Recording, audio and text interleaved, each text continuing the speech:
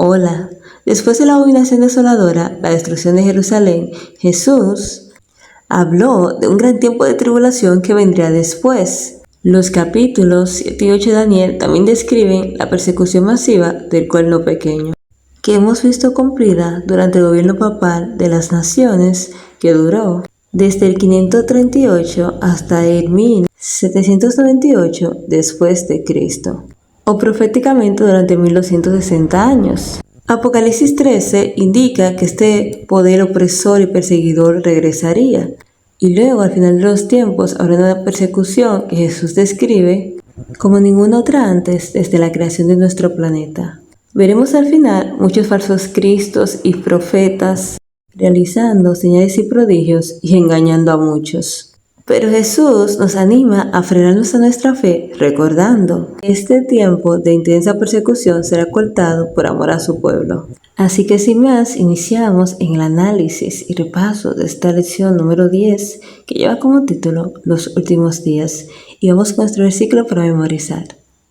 Entonces verán al Hijo del Hombre que vendrá en las nubes con gran poder y gloria, y entonces enviará a sus ángeles y juntará a sus escogidos de los cuatro vientos, desde el extremo de la tierra hasta el extremo del cielo. Marcos, capítulo 13, 26 al 27. Amén. Iniciamos nuestro análisis con la última historia del capítulo 12, que lleva como título La ofrenda de la viuda, y leemos la palabra de Dios en el nombre del Padre, del Hijo y del Espíritu Santo. Amén. Estando Jesús sentado delante del arca de la ofrenda, miraba cómo el pueblo echaba dinero en el arca y muchos ricos echaban mucho. Y vino una viuda pobre y echó 2 blancas, o sea, un cuadrante. Entonces, llamando a sus discípulos, les dijo: de cierto os digo que esta viuda pobre echó más que todos los que han echado en el arca. Porque todos han echado de lo que les sobra, pero esta, su pobreza, echó todo lo que tenía, todo su sustento. Amén. Cuando hablamos de la dadivosidad de la mujer que dio las 2 blancas, nos damos cuenta que dar es la base de la naturaleza de Dios. Dios dio primero, ofreciendo el regalo más caro del cielo, su Hijo unigénito. Por eso es que nos dice Juan 3:16, porque de tal manera amó Dios al mundo, que ha dado su Hijo unigénito, para que todo aquel que en él cree no se pierda, sino que tenga la vida eterna. Dios dio todo lo que tenía para que nosotros aprendamos el arte de la dadivosidad. Él no nos pide que demos cantidades iguales, sino el mismo sacrificio. Dios toma en cuenta 3 cosas con respecto a nuestra benevolencia, y vamos a ver cuáles son. La primera, el motivo que nos lleva a dar. Algunas personas dan para ganar reconocimiento y bendiciones, pero nosotros tenemos que dar para la gloria de Dios y el bien del ser humano. Aunque es verdad que más aventurado es dar que recibir, esta no debe ser nuestra motivación principal. El amor debe ser el principio sobre el cual se basa la devosidad. Sin amor no ha de haberse dar ninguna dádiva. De hecho, dice el Espíritu de Profecía en el libro de las justicias, ¿no?, donde tenemos escrito las cosas que hemos hecho, dice que están escritas solamente las obras que hacemos movidos por el amor. Si usted, por ejemplo, le brinda un alimento a alguien que no tiene que comer, pero lo hace para ser reconocido y no porque le movió el amor, entonces no está en el libro de la justicia. Es para Dios. Si usted hizo algo y no fue movido por el amor, entonces no cuenta. Así que ya sabemos cuál es el motivo que nos tiene que llevar a dar. Vamos con la número 2, y es la manera de dar. No deberíamos de dar debido a algún tipo de obligación, sino con corazón dispuesto. Por eso Dios ama al dador alegre. Eso es lo que nos dice 2 Corintios 9:7. No deberíamos de dar, pero motivados y que por el orgullo, sino por la humildad.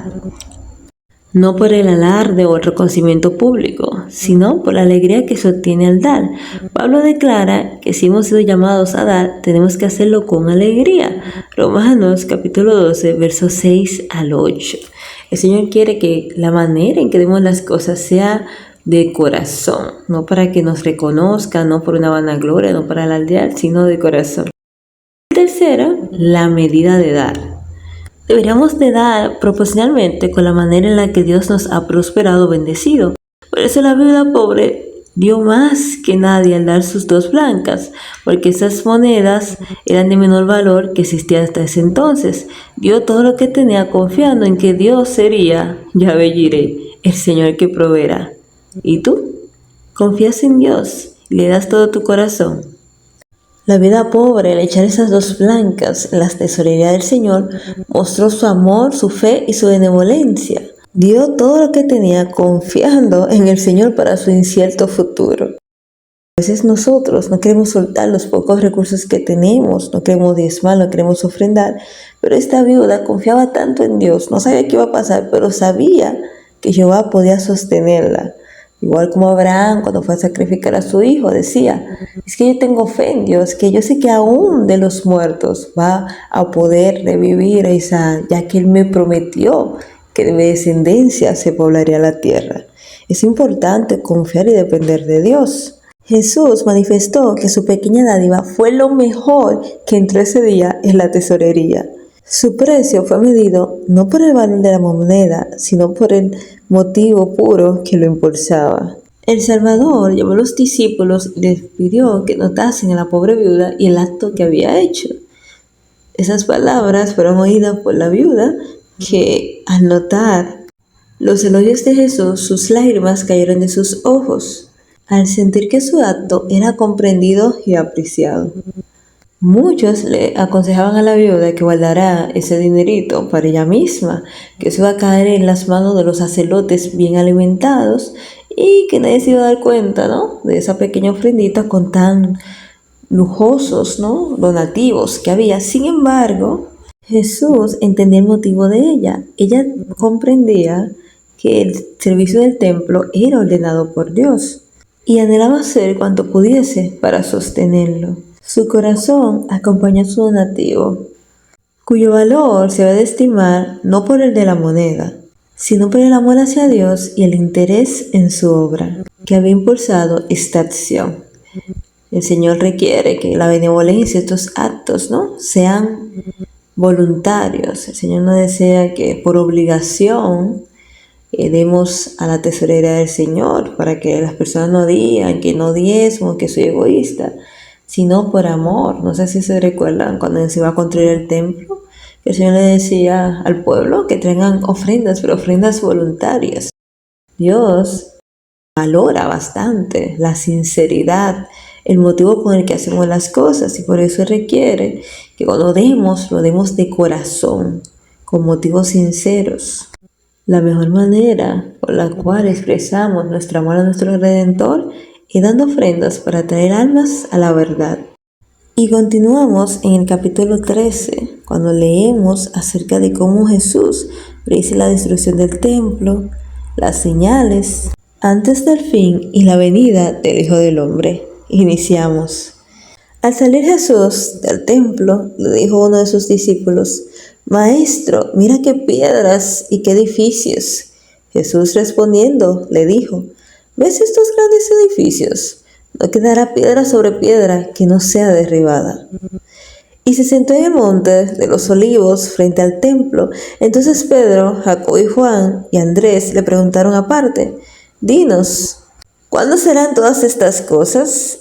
¿Y qué señal habrá cuando estas cosas hayan de cumplirse? Jesús respondiéndoles comenzó a decir: Mirad que nadie os engañe, porque vendrán muchos en mi nombre diciendo: Yo soy el Cristo, y engañarán a muchos. Pero cuando oigáis de guerra y de rumores de guerras, no os turbéis, porque es necesario que así suceda, pero aún no es el fin. Pues se levantará nación contra nación y reino contra reino, y habrá terremotos en muchos lugares, y habrá hambres y alborotos. Principio de dolores son estos. Pero cuidad de vosotros mismos, porque os entregarán a los concilios, y en las sinagogas os azotarán, y delante de gobernadores y de reyes os llevarán por causa de mí, para testimonio a ellos. Y es necesario que el evangelio sea predicado antes en todas las naciones. Pero cuando os lleven para entregaros, no os preocupéis por lo que habéis de decir, ni lo penséis, sino lo que os sea dado en aquella hora, eso hablad, porque no sois vosotros los que habláis, sino el Espíritu Santo. El hermano entregará la muerte al hermano, y el padre al hijo, y se levantarán los hijos contra los padres, y los matarán, y seréis odiados por todos por causa de mi nombre, pero el que persevere hasta el fin, éste será salvo. Pero cuando veáis la abominación desoladora de la que habló el profeta Daniel, puesta donde no debe estar, el que lee entienda. Entonces los que estén en Judea huyan a los montes, el que esté en la azotea no descienda a la casa, ni entre para tomar algo de su casa, y el que esté en el campo no vuelva atrás a tomar su capa. Ay de las que están encinta y de las que críen en aquellos días. Orad pues para que vuestra vida no sea en invierno, porque aquellos días serán de tribulación cual nunca ha habido desde el principio de la creación que Dios hizo, hasta este tiempo ni la habrá. Y si el Señor no hubiera cortado aquellos días, nadie sería salvo, pero por causa de los escogidos que Él eligió, acortó aquellos días.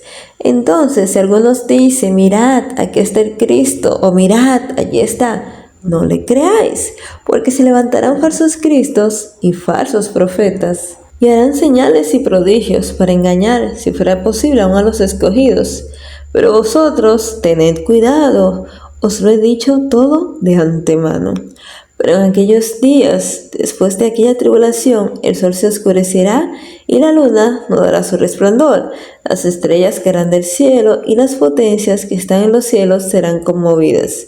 Entonces verán al Hijo del Hombre que vendrá en las nubes con gran poder y gloria. Entonces enviará a sus ángeles y juntará a sus escogidos de los cuatro vientos, desde el extremo de la tierra hasta el extremo del cielo. De la higuera aprended la parábola. Cuando ya su rama está tierna y brotan las hojas, sabéis que el verano está cerca. Así también vosotros, cuando veáis que suceden estas cosas, conoced que está cerca a las puertas. De cierto os digo que no pasará esta generación sin que todo esto acontezca. El cielo y la tierra pasarán, pero mis palabras no pasarán. Pero de aquel día y de la hora nadie sabe, ni aun los ángeles que están en los cielos, ni el Hijo, sino el Padre. Velad y orad, porque no sabéis cuándo será el tiempo. Es como el hombre que yéndose lejos dejó su casa, dio autoridad a sus siervos. A cada uno le dio un trabajo y al portero mandó a que velara. Velad pues, porque no sabéis cuándo vendrá el Señor de la casa, si al anochecer, a la medianoche, al canto del gallo o a la mañana, para que cuando venga de repente no os halle durmiendo. Y a lo que a vosotros digo, a todos los digo, velad. Los discípulos se habían llenado de asombro al oír las predicciones de Jesús con respecto a la destrucción del templo y deseaban entender el significado de sus palabras. Tenía unos bloques de mármol que eran casi perfectos. Y según nos cuenta que cuando el sol estaba en esas piedras preciosas, era algo maravilloso. Y es por eso que los discípulos le dicen, Maestro, mira qué piedras y qué edificios, wow. Iban a ocurrir dos acontecimientos terribles futuros. Uno era los sufrimientos de Jesús y su muerte, y el segundo era la destrucción del templo de su ciudad. Jesús le dio un bosquejo de los acontecimientos culminantes que se habían de desarrollar en los últimos tiempos. Sin embargo, sus palabras no fueron plenamente entendidas en ese entonces. Recordando que los discípulos, también engañados por los rabinos, como todo el pueblo, esperaban un reino terrenal. El Señor, en su misericordia, nos reveló todo lo necesario para que no tuviéramos oscuras. Pues tal como nos dice Salmo 119, lámpara es a mis pies tu palabra y lumbrera a mi camino. El Señor nos dejó estas señales, estos acontecimientos para que no estuviéramos en oscuridad y sufriéramos las cosas que van a acontecer y qué es lo que debemos de hacer. Jesús declaró a sus discípulos los acontecimientos que van a caer sobre la apóstata de Israel y sobre los que la habían crucificado y despreciado. El Salvador habitó a sus discípulos, pero cuando veáis a Jerusalén rodeada de ejércitos, sabed entonces que su destrucción ha llegado. Entonces los que están en Judea huyan a los montes, y los que estén en medio de ella váyanse, y los que estén en los campos no entren en ella, porque estos son días de retribución, para que se cumplan todas las cosas que están escritas. Lucas capítulo 21, versos 20 y 22. Tan pronto como los estandartes del ejército romano idólatra eran clavados en el suelo sagrado, se extendían varios estadios más allá de los muros, los creyentes cristianos debían huir al lugar seguro al ver las señales preventivas. Los que deseaban vivir debían de huir sin tardar, tanto en Judea como en Jerusalén.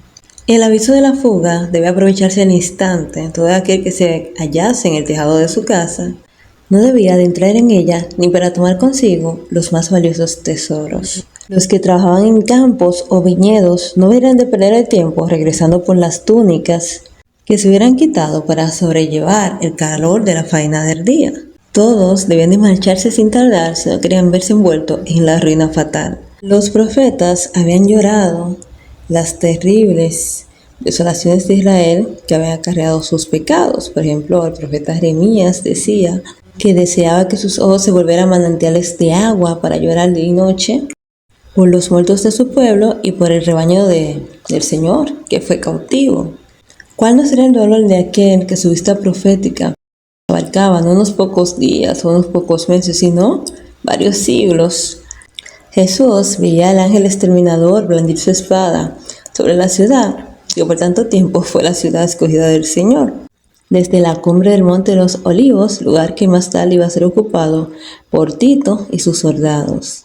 Miró a través de los atrios y pórticos sagrados y con los ojos nublados de lágrimas, vio el horroroso anticipo de los muros de la ciudad circuncidados por las tropas extranjeras, el estrépito de esas legiones de guerreros que marchaban en son de guerra y los tristes lamentos de las madres y los niños que lloraban por la ciudad sitiada. Vio el templo santo y hermoso devorado por las llamas y que luego quedó solamente un montón de ruinas. Sin embargo, este relato no debe de desanimarnos, todo lo contrario, ya no de esperanza, porque ya sabemos que Jesús lo sabe todo. Jesús conoce el final de las cosas y la Santa Palabra nos dice en el libro de Apocalipsis cómo las cosas acabarán. Por eso tenemos que estar tranquilos, obedeciendo a Dios por fe, confiado y que seguiremos airosos de todas estas cosas y pronto estaremos con nuestro Señor Jesús para siempre. Cuando Jesús dice: seréis entregados aún por vuestros padres, hermanos, parientes y amigos y matarán a alguno de vosotros, seréis odiados por todos a causa de mi nombre. Pero ningún cabello de vuestra cabeza perecerá, con vuestra paciencia ganaréis vuestras almas. Lucas 21, verso 16 al 19. Todo esto lo sufrieron los cristianos porque hubieron padres y madres que traicionaron a sus hijos y viceversa. Amigos que entregaron a sus amigos al Sanedrín. Los perseguidores cumplieron su propósito matando a Esteban, a Santiago y a otros cristianos. Mediante sus siervos, Dios dio al pueblo judío la última oportunidad de arrepentirse, pero ellos los juzgaron, los encarcelaron y los mataron. Tal y como nos dice Hebreos, eran personas del cual este tiempo, ese pueblo no era digno. Y así sucederá nuevamente cuando las autoridades hagan leyes para restringir la libertad religiosa, asumiendo el derecho que solamente le pertenece a Dios, forzando las conciencias para regir. El Señor quiere que aprendamos una gran lección acerca de la gran tribulación. Dice el Espíritu de Profecía que el tiempo de angustia está por caer sobre nosotros y necesitamos tener una experiencia que no tenemos y que muy pocos se procuran por obtener. Y como leemos en el texto, dice que es una angustia, ¿no? Un periodo cual nunca existió y que si no fuera por la misericordia de Jehová, que hace que todas las cosas sean posibles por su amor, ¿no? Por su bondad y no acortar esos tiempos, no soportaríamos, nadie sería salvo, porque hasta aún los escogidos, ¿no? Pueden perder ese don divino que es la salvación. Nosotros debemos de reconocer que a pesar de cualquier cosa que hagamos, somos salvos por la misericordia de Dios y aún en los tiempos finales, el Señor le extiende su misericordia sobre nosotros para que no seamos vencidos por las fuerzas del mal. Pero, tal como David cuando derrotó a Goliat, no fue porque en ese momento, ¿no?, él sintió ese sentimiento o un arrebato y quiso pelear con el gigante, sino porque ya cada día había hecho de Dios su amigo. Dios estaba con él en todas sus empresas, Dios estaba con él en todas sus actividades diarias y poco a poco él había defendido a su rebaño de leones, de oso, y ya cuando llegó esa prueba, ¿no?, esa situación con el gigante, él pudo ir con valor. Así nosotros también cada día debemos de perfeccionar nuestro carácter, someternos a Jesús, a su Santo Espíritu, hacerle de Jesús nuestra amiga y fortaleza. Como ya sabemos, Satanás es un enemigo vencido y está rugiendo como un león buscando a quien devorar. Satanás está guapo, dice el Espíritu de Profecía que a medida que el tiempo se acorta, ¿no?, que ya Cristo está acercándose, que está a las puertas, su ira se enciende y sus fieras tentaciones. Por eso tenemos que orar más. Por eso debemos de buscar a Dios con el corazón, para poder resistir, ¿no?, estos ataques, estas tentaciones personalizadas que Satanás tiene. También nos habla acerca de los 4 vientos, ¿no?, que están, esos 4 extremos que tienen los ángeles, que el Señor ha designado para eso, que están reteniendo. ¿Sí? Cuando que ellos suelten esos extremos, van a pasar muchas cosas en la tierra, ya que esto es que refrena todas esas pasiones malvadas que tienen los hombres, ¿no? Esos malos pensamientos, esos designios como los antediluvianos, de matar, de robar, de hacer daño, de aplicar la ley del más fuerte, como hacen los antediluvianos. Me gusta tu esposa, voy y te mato. Me gusta tu caballo, voy y te asesino. Y todas esas cosas horribles que vemos en la noticia.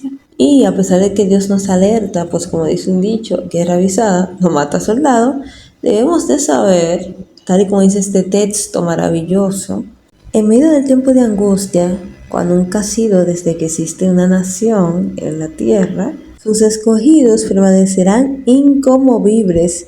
Satanás no puede destruir al más débil de los santos de Dios. Dice que el que afianza, el que se agarra, se sostiene, ¿no?, el que decide esconder su alma con Cristo. Dice que ni las huestes, ni todas las huestes satánicas pueden vencer al que ha decidido entregarle sus facultades, su voluntad, su vida a Jesucristo. Se levantarán muchas herejías, muchos falsos cristos, que van a engañar a muchas personas cristianos, muchas personas devotos, porque como ya ustedes saben, son tentaciones personalizadas. Obviamente, a ti no te va a tentar beber alcohol porque nunca has bebido, no te va a tentar usar sustancias ilícitas porque tú nunca has hecho eso. Pero como eres cristiano, entonces Satanás busca la forma en el ámbito de la religión o en el ámbito espiritual que estás más, vamos a decir, más débil, más flojito, para entonces hacerte perder, caer o dudar. Y hemos visto, ¿no?, que muchas de estas señales ya se han cumplido. De hecho, como ya sabemos, cuando comparamos el santuario celestial, el terrenal, ¿no?, que era la sombra, ¿no?, del celestial, damos cuenta que ya Jesucristo dio 6 pasos de los 7 que daba el sumo sacerdote. Y ya sabemos que están las puertas y ya hemos visto cuando cayeron las estrellas, hemos visto cuando se oscureció el sol, tenemos todos los acontecimientos y estamos esperando los acontecimientos finales. Y eso está maravilloso, pero estamos preparados. Hemos desarrollado ya nuestro carácter, que es lo único que nos llevaremos. Hacemos de Jesús nuestro amigo, nuestro compañero, nos bautizamos diariamente con el bautismo del Espíritu Santo. De la destrucción de Jerusalén, Cristo pasó al acontecimiento mayor, ya ustedes saben, al más importante de todos, al más esperado, la venida del Hijo del Hombre. Habíamos estudiado en el trimestre pasado el conflicto de los siglos, de los mártires y todas esas situaciones que vivieron la iglesia primitiva y muchas otras cosas que pasaron. Los ojos de Jesús podían ver los siglos de tinieblas que le esperaban a la iglesia, marcados con sangre, agonía y lágrimas. Y con los discípulos que van a poder soportar estas escenas, Jesús las pasó con una breve mención. Entonces habrá grande aflicción, cual no fuese desde el principio del mundo hasta ahora, ni será. Y si aquellos días no fuesen acortados, ninguna carne sería salva. Mas por causa de los escogidos, aquellos días serán cortados. Y como decíamos a la introducción del video, ¿no?, 1260 años, hubo una gran persecución, millones de fieles de Cristo fueron muertos. Y si Dios no hubiese extendido su mano, pues todos habrían perecido. El momento exacto de la venida de Jesucristo no ha sido revelado, pues el mismo Jesús dijo: nadie sabe ni el día, ni la hora, ni aun los ángeles del cielo, ni el Hijo, solo el Padre. Sin embargo, dio señales de su venida, pues también dijo: cuando veáis todas estas cosas, conoced que está cerca, a las puertas. Y nos las ofreció como manifiestas señales de su venida. Por eso nos dice: cuando veáis todas estas cosas, levantad vuestras cabezas, porque vuestra redención está cerca. Y como no sabemos la hora, ¿no? Debemos de vivir sabia y piadosamente. De hecho, hay una frase que dice que debemos de vivir como si Jesucristo viniera hoy o como si no viniera nunca, preparados en todo momento, ¿no? Y es muy interesante, informativo, maravilloso tomar, ¿no? Pues las instrucciones que Dios nos da para que no perdamos esta bendita esperanza, este don inmerecido que es la vida eterna, ¿no? Que es la redención, para que podamos disfrutar de este plan maravilloso de salvación y podamos estar eternamente en paz y en armonía con Jesucristo.